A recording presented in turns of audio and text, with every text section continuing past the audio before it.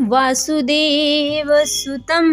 देवं कंसचाणूरमर्दनं देवकी परमानंदं कृष्णं वंदे जगद्गुरुं। राधे राधे भक्तों, आज हम आपको विष्णु अवतार कथा के सबसे आखिर के अवतार की कथा सुनाने जा रहे हैं। जी हाँ, ये कलयुग में लेने वाले अवतार कल्कि भगवान अवतार की कथा है। हिंदू धर्म के अनुसार भगवान विष्णु का यह अंतिम अवतार है जो कलयुग के अंत में प्रकट होगा। इस अवतार का मुख्य उद्देश्य अधर्म का नाश और सतयुग की वापस स्थापना करना है। कल्कि अवतार का वर्णन भागवत पुराण, विष्णु पुराण तथा अन्य पुराणों में मिलता है। चलिए हम आपको कल्कि अवतार की कथा सुनाते हैं। कलयुग में धर्म और सदाचार का ह्रास हो जाएगा। इस तरीके से कलयुग की स्थिति का वर्णन करते हुए ऐसा कहते हैं कि कलयुग में अधर्म और सदाचार की हानि होगी। लोग लोभी, अधर्मी और पापी हो जाएंगे।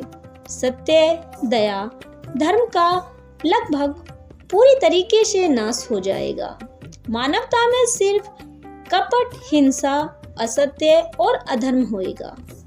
अधर्म और हिंसा चरम सीमा पर होंगे। राजा अत्याचारी होंगे और प्रजा अपना जीवन कष्ट से व्यतीत करेगी। भागवत पुराण के 12वें स्कंद के दूसरे अध्याय में यह लिखा है कि कलयुग में लोगों का जीवन बहुत ही छोटा और कठिन होगा। उनकी आयु केवल 30 वर्ष की रह जाएगी। वर्तमान में लोगों की आयु 70-80 वर्ष तक होती है, लेकिन जब कलयुग अपनी चरम सीमा पर होगा उस वक्त लोगों की आयु 30 वर्ष की होगी। दुष्ट लोग समाज पर शासन करेंगे और अच्छे लोग उनके दास बनकर रहेंगे। पृथ्वी पापियों और दुष्टों से भर जाएगी। भगवान विष्णु धर्म की पुनर्स्थापना और अधर्म का नाश करने के लिए कल के रूप में अवतरित होंगे। उनका जन्म शांबल गांव में होगा।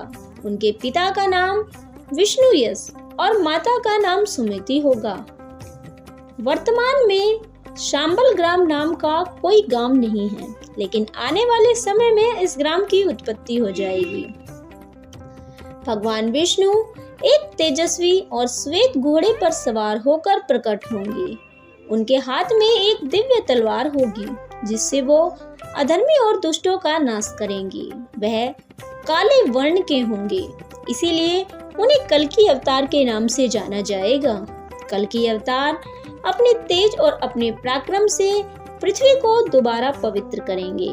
उनके माता पिता ब्राह्मण परिवार के होंगे और धार्मिक और ज्ञानी भी होंगे। उनका पालन पोषण वैदिक रीति से होगा।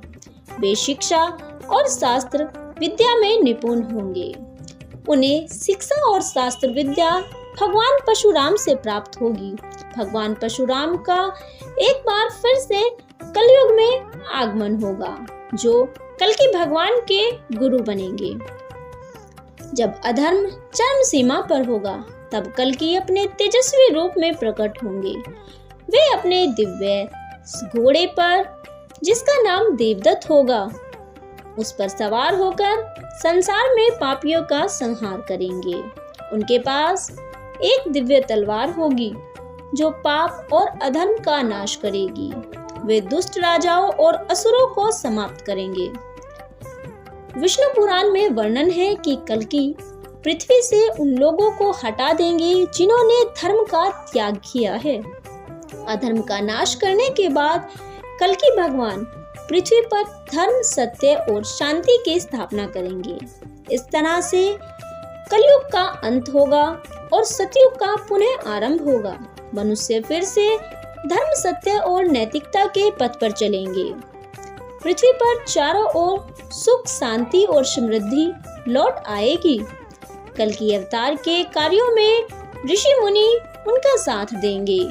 उनके नेतृत्व में सभी धर्मपरायण लोग एक साथ होंगे और वे अपने अनुयायियों को धर्म और आध्यात्मिकता का मार्ग दिखाएंगे। कल्कि अवतार केवल एक पौराणिक कथा नहीं है, बल्कि यह धर्म, सत्य और न्याय की स्थापना का प्रतीक है। यह हमें संकेत देती है कि अधर्म चाहे कितना भी बढ़ जाए, जब जब पृथ्वी पर अधर्म बढ़ेगा, तब तक भगवान पृथ्वी पर अवतार लेंगे और अधर्म का नाश कर न्याय को स्थापित करेंगे। हिंदू धर्म में कल्कि अवतार की प्रतीक्षा भक्तों के लिए धर्म और सत्य पर विश्वास का प्रतीक है। यह विश्वास दिलाता है कि धर्म की स्थापना और अधर्म का नाश करने वाले भगवान का आना इस युग में निश्चित है। चाहे अधर्म कितना भी शक्तिशाली क्यों न हो जाए, पर धर्म की विजय अवश्य होगी। धर्म का पालन करने वाले लोगों की रक्षा भगवान स्वयं इस अवतार में करेंगे। कल्कि अवतार की प्रतीक्षा केवल बाहरी सुधार का प्रतीक नहीं, बल्कि आत्मा की शुद्धि और आध्यात्मिकता की ओर बढ़ने का भी संदेश है। जब समाज धर्म, अधर्म, पाप में डूब जाएगा, तब ईश्वर स्वयं अवतरित होकर धर्म की पुनः स्थापना करेंगे। इस तरीके से कल्कि अवतार की कथा समाप्त होती है।